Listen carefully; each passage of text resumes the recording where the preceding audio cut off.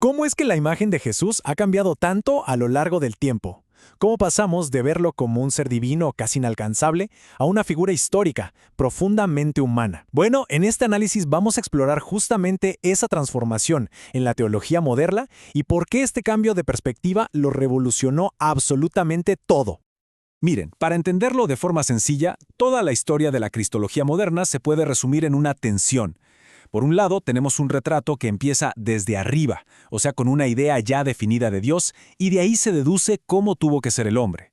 Y por el otro lado, un camino totalmente inverso, empezar desde abajo, con el hombre concreto, con Jesús de Nazaret, para descubrir a partir de él la verdadera naturaleza de Dios.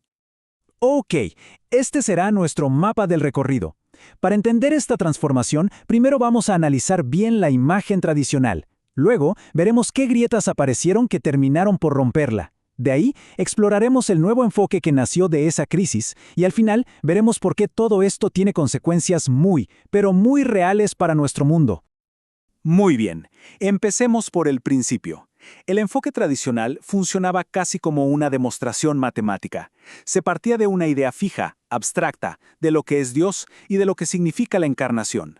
Y a partir de ahí, simplemente se deducía cómo tenía que haber sido Jesús para que encajara perfecto en ese molde.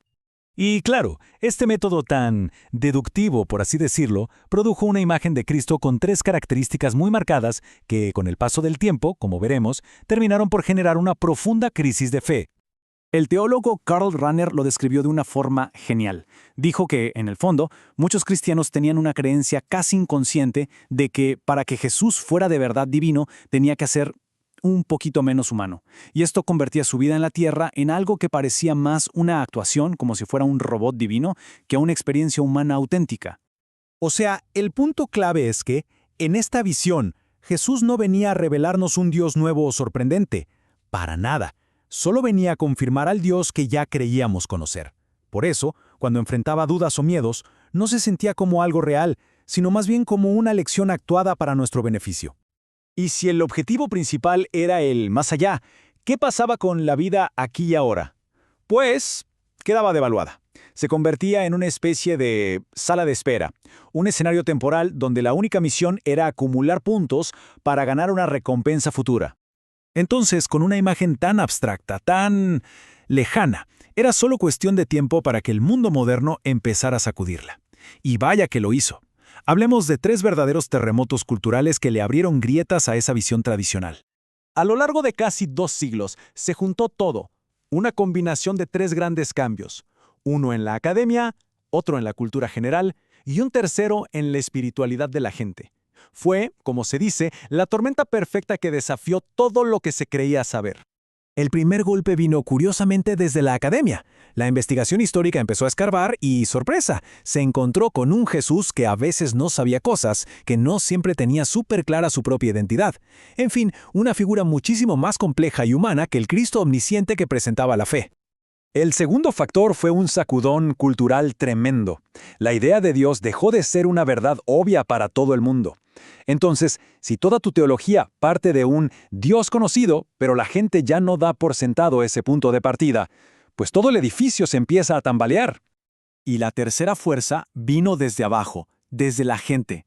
Empezaron a surgir movimientos tanto espirituales como políticos que básicamente decían: a ver, necesitamos un salvador para esta vida, para los problemas de ahora, no solo para un futuro incierto después de morir.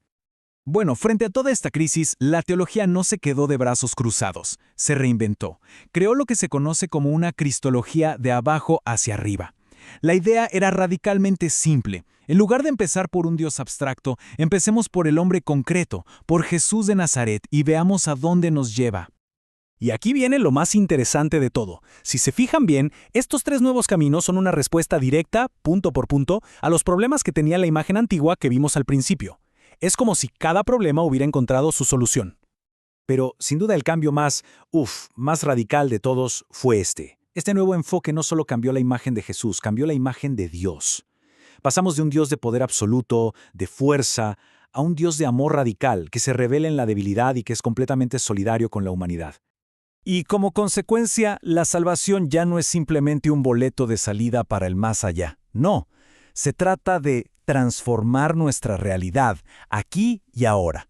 Se trata de que los valores de Dios, como la justicia y el amor, se hagan carne, se encarnen en la propia historia humana. Y que nadie piense que este es un debate solo para teólogos en una torre de marfil.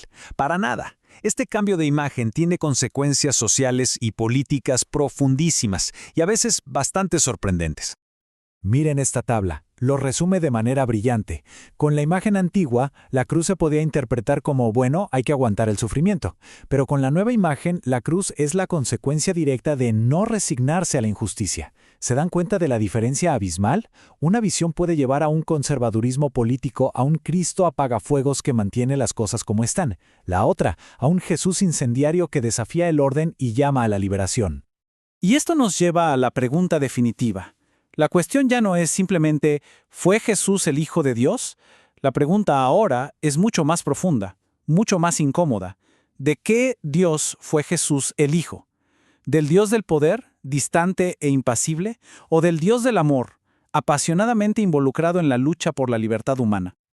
Ahora, para ser intelectualmente honestos, el autor señala que este nuevo camino no es un paraíso libre de problemas. Para nada, también tiene sus propios riesgos y posibles peligros.